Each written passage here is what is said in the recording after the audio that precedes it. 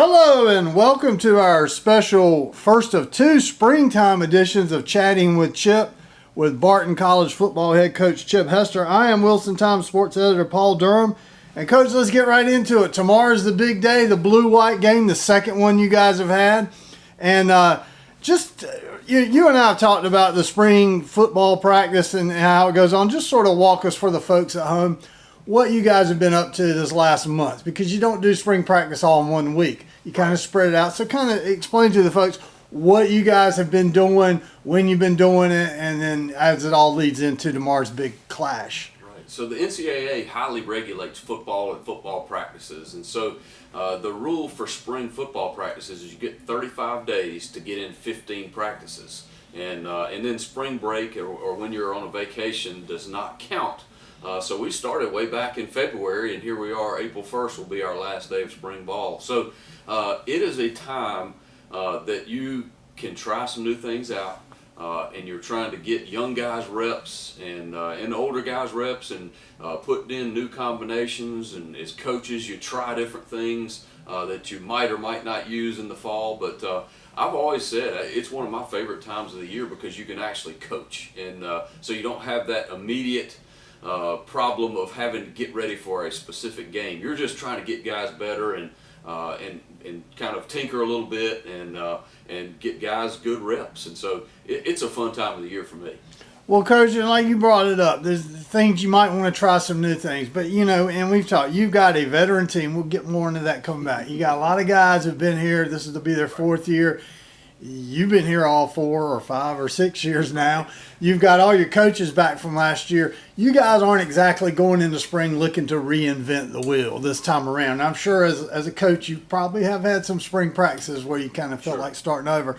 What is it you guys are really trying to focus on as far as that goes? I know you're really trying to get reps for the guys, the frontliners. You're good. Right. The guys who are going to be getting more reps. What was your big focus or your staff's big focus coming in this spring? So we're trying to work on that efficiency in the passing game. That's something that we've worked a lot on. I think Coach Mariani and Coach Kane have really spent a lot of time talking about passing game and how we can do some different things and finding out, part of it's putting a bunch of different things in and seeing what your quarterback is most comfortable with, and things that put in some situational things, work on some 3rd and long situations and things like that.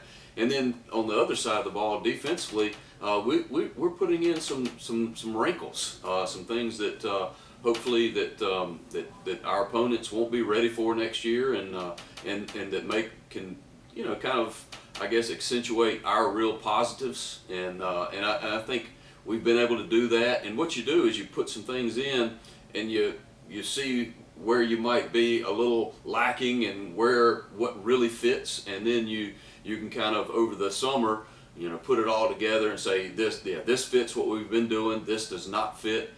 These are things that we showed a lot of promise in, and these are things that we just need to X out and not even worry about.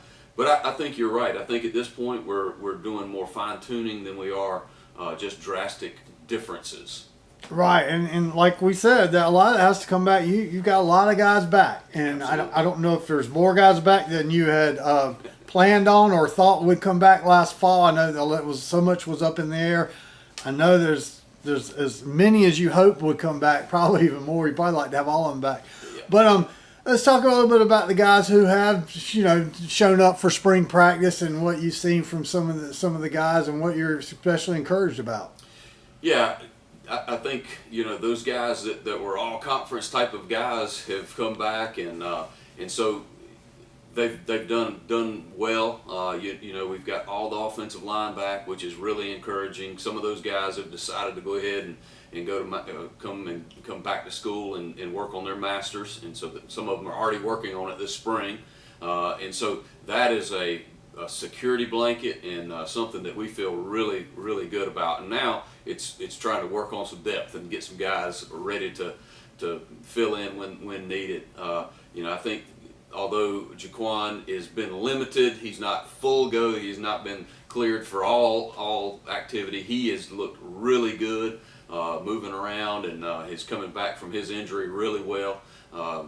Jay Johnson, Cam Johnson has really done a nice job in a lot of different ways, and so we know what those guys can do, and we just kind of want to keep them on pace and doing what they're good at, and then we want to bring some other guys, and so we've had some guys step up. I think Isaiah Jacobs is a guy that's really had a good spring, and he's really stepped up. We needed some guys to step up at the wide receiver position, and he has done so along with a couple other guys. But they look good. Flip over on the defensive side, Shane Perry, Matt Smith.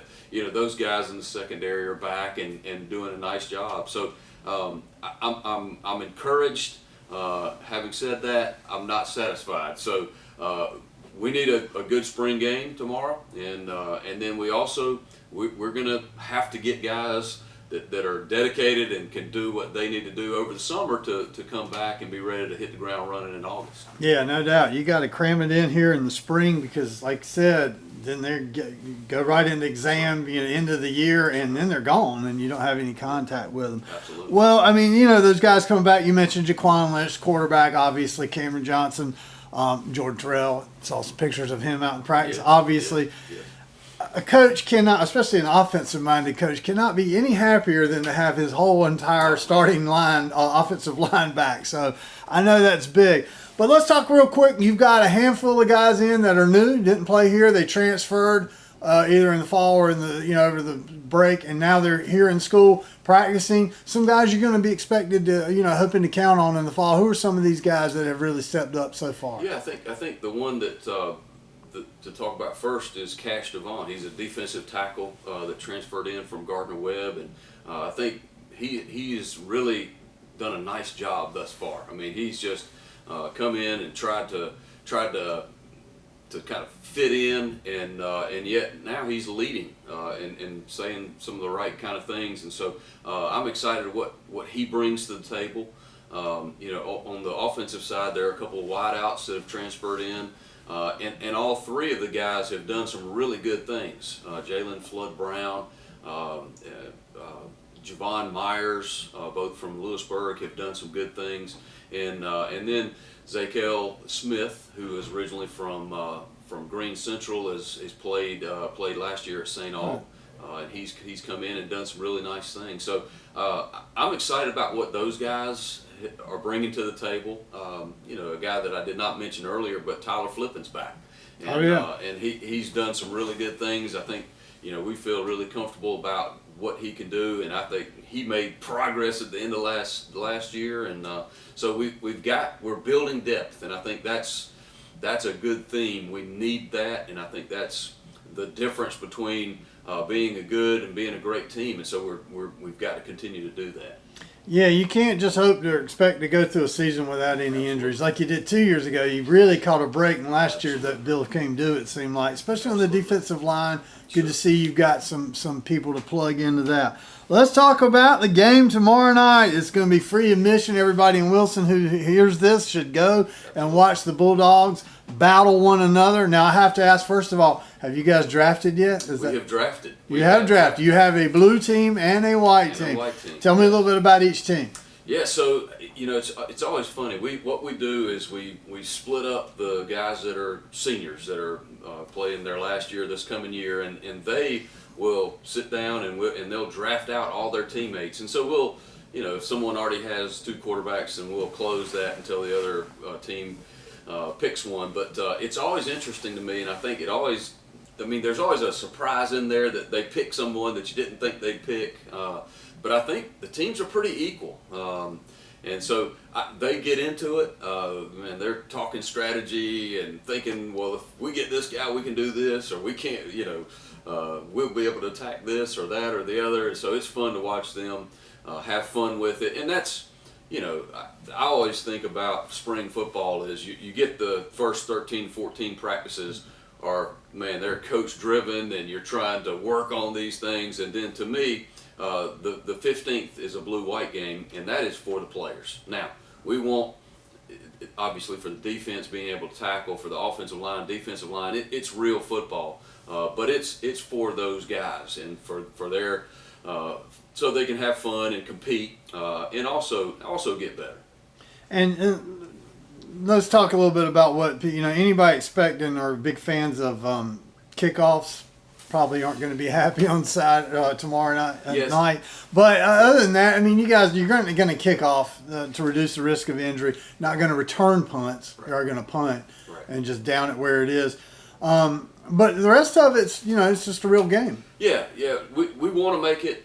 We want to simulate the game atmosphere, and so that's part of it. But you're right. We will not have live special teams, but we do have a kind of a complicated system for where if we're going to kick off this year. It's just going to be a kicker and a return guy out there. So depending on where he kicks and different things like that will determine where the ball is spotted. So there's a little bit of we're putting some expectations on our kickers so they can either help their team or hurt their team. And so I think that's going to be interesting. And that might, as you're watching the game, it might be you might be scratching your head what's going on exactly. But we want to make it fair, and yet we want to give our guys some stressful situations so they can learn as well. Yeah. I think one thing to mention, I forgot to mention earlier, is that we are there's no admission, but our student athletic advisory committee is going to be taking donations for the Make-A-Wish. So if that's something that you'd like to partake in, is that cash donations cash or food? donations, Okay. or I think they've got a way to maybe it's not cash, it's just Right. Some way to do that. Right. But we do have that. You brought up the kicking too, or I brought up the kicking. That's you got an opening there because your kicker's graduating, Jackson Brooks. So that's definitely one that's going to be interesting to see how the guys can do. Absolutely. We've got two guys returning in Bear Huggins and Graham Walston. And I will tell you that those guys were all neck and neck last year. And Jackson, he had the experience and it was his job, and so he did a good job with it. But I think both of those guys have had good springs, and so I'm pretty excited about their opportunity to shine a little bit. And I think they each bring a little bit different skill set to the table. But I think it's been fun watching those guys compete and help each other at the same time. They're just outstanding young men. Well, I mean, again, you got guys coming back. It just struck me as the one frontliner who was definitely leaving, and it's not like you have one kicker on the field at a time. Right. I'm like 5 linemen or whatever. No question. So we're going into this week, and then, as you said, it's the end of the year, and then what makes college football unique, I think, is that you don't really have any chance. Like high school coaches work with their kids all summer. Pros, they have training camps, one-a-days or OTAs or whatever they call. But you say goodbye and keep your fingers crossed. Right, yeah. And Division I is a little different than Division II, and it's just one of those beliefs that Division II has. One of the tenets of things that they really talk about a lot is life in the balance, and they put a high premium on that. So Division I guys are able to have a certain amount of contact with their players over the summer. We're just not. Our guys, we can have the strength and conditioning staff open the facility and they can supervise the weights, but the football coaches can't be there, and so we can't have organized activities. And so, yeah, you're trusting your guys to be able to do what they need to do to get ready to play, and you don't have a lot of time. Once you get back, it's less than a month before your first game. Well, luckily for you, you've got a veteran team. You've got a bunch of veteran college football players. They know the drill. Unlike just a bunch of freshmen, you have to explain everything to. Absolutely. All right. Well, listen, we're going to get together next week and let's talk about the spring game and what you saw and what you liked and what you didn't like and everything else. And we'll be back next week with another springtime edition of Chatting with Chip. So see you then.